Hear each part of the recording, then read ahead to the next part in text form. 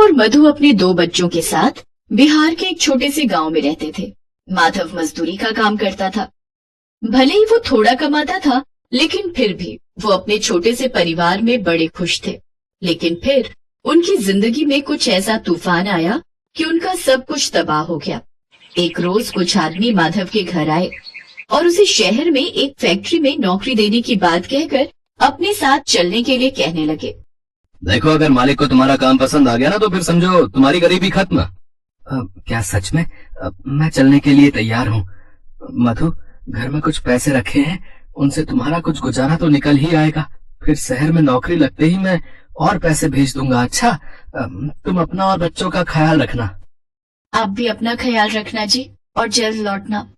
माधव उस आदमी के साथ शहर चला गया, लेकिन दिन हफ्ते महीनों में बदल गए, लेकिन माधव नहीं लौटा और न ही उस आदमी का कोई पता चला। माँ, मुझे तो लगता है उन्होंने जरूर बाबा को कोई नुकसान पहुँचाया है, तभी तो बाबा अब तक नहीं लौटे। ऐसा मत बोल नेहा बेटी, ये ख्याल भी मुझे डरा देता है। ऐसे ही कुछ दिन और बीत गए और अब सर्दियाँ आ गई। बाहर भयंकर ठंड और ऊपर से तेज बारिश। उस बारिश को देखकर मोनू अपनी माँ से कहता है, माँ, आज बाबा होते तो जरूर कहते। नेहा की माँ, मौसम तो बड़ा मस्ताना हो रहा है, बिल्कुल ब्रेड पकौड़े खाने जैसा है ना? अगर तुझे ब्रेड पकौड़े खाने का इतना ही मन है तो साफ साफ क्यों नहीं कहता? मैं अभी बना देती हूँ। वाह माँ, तुम्हारे हाथों में तो जादू है। आखिर कहाँ से सीखे तुमने इतने अच्छे पकौड़े बनाना? तुम्हारे बाबा से। वो अक्सर कहते थे कि इसमें ये रह गया ये डाल, अजवाइन डाल, धनिया डाल, प्याज और हरी मिर्च भी। बस इसी तरह उनकी छोटी छोटी बातों से मैं बढ़िया ब्रेड पकौड़े बनाना सीख गई। आज मुझे उनकी बहुत याद आ रही है। न जाने इस कड़ाके की ठंड में वो कहाँ होंगे, किस हाल में होंगे। अब तो मेरे पास पैसे भी खत्म होने वाले हैं। न जाने आगे का गुजारा हमारा कैसे चलेगा। कुछ न कुछ तो अब मुझे करना ही होगा। माँ, आप ब्रेड पकौड़े बनाकर क्यों नहीं बेचती, और साथ में गर्मा गर्म चाय भी? इस भयंकर सर्दियों में तो लोग इन चीजों पर टूट पड़ेंगे। एक काम करो, आप ब्रेड पकौड़े बनाना और मैं उन्हें जाकर बेचूंगी। नहीं, मेरे रहते तू ये काम क्यों करेगी? तुम दोनों तो बस अपनी पढ़ाई पर ध्यान दो, बाकी सब मैं संभाल लूंगी। फिर अगले दिन जाकर उसने अपने गहने बेच दिए और उनसे मिले पैसों से ब्रेड पकौड़े का ठेला लगा लिया। बाहर तेज हवाएं चल रही थी और ठंड के थपेड़े मधु के गाल पर जोर जोर से पड़ रहे थे, लेकिन फिर भी वो अपने बच्चों की खातिर उस कड़ाके की ठंड में भी डट कर खड़ी रही। लेकिन उसके पास कोई ग्राहक नहीं आया। फिर काफी देर बाद उसके पास एक ग्राहक आया। बहन जी, एक प्लेट ब्रेड पकौड़ा लगाना तो, और जरा जल्दी कर देना। वो क्या है ना कि बहुत जोरों की भूख लगी है। जी अभी लो भाई साहब। वाह बहन जी, इतने बढ़िया ब्रेड पकौड़े तो मैंने आज तक नहीं खाए, और मसालों का भी क्या खूब ध्यान रखा है आपने। ऐसा करिए कि 3 प्लेट पैक भी कर देना, ठीक है?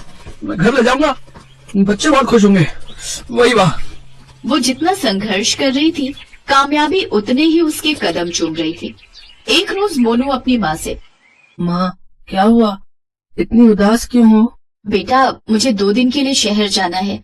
एक सेठ की बेटी की शादी है शहर के बड़े होटल में। उन्होंने मुझे वहाँ ब्रेड पकौड़े बनाने के लिए आमंत्रित किया है, लेकिन मेरी समझ में नहीं आ रहा कि मैं तुम दोनों को अकेले कैसे छोड़कर जाऊंगी। तुम बेफिक्र होकर जाओ माँ, मैं अपना और मोनू का खूब अच्छे से ध्यान रखूंगी। ठीक है मेरी बच्ची।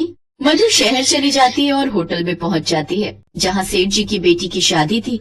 आ गई मधु, आओ आओ, अब अपना काम शुरू करो। जी सेठ जी। मधु अपने काम पर लग गई। उसके हाथ के बने ब्रेड पकौड़े मेहमानों ने बड़े चटकारे लेकर खाए और उसकी खूब तारीफ की। वाह सेठ जी, क्या लाजवाब स्वाद है इसके हाथों में है। हाँ, बेचारी बिहार से आई है, मधु नाम है उसका। बहुत गरीब है, पति लापता है और बच्चों की परवरिश के लिए ये सब काम कर रही है। सोच रहा हूँ मेहनती बहुत है, दुगने पैसे दे दूंगा।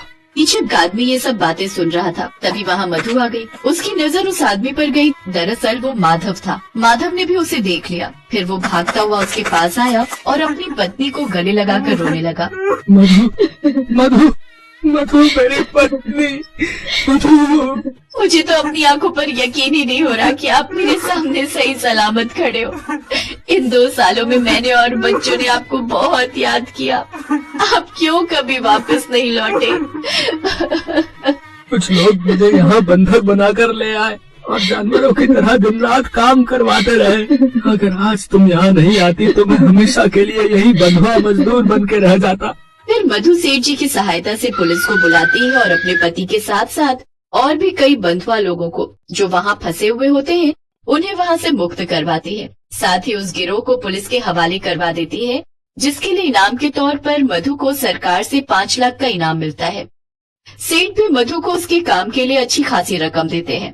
फिर मधु खुशी खुशी अपने पति और उन पैसों को लेकर गांव लौटती है, जहां बच्चे अपने पिता को देख बहुत खुश होते हैं। अब वो सब उम्मीद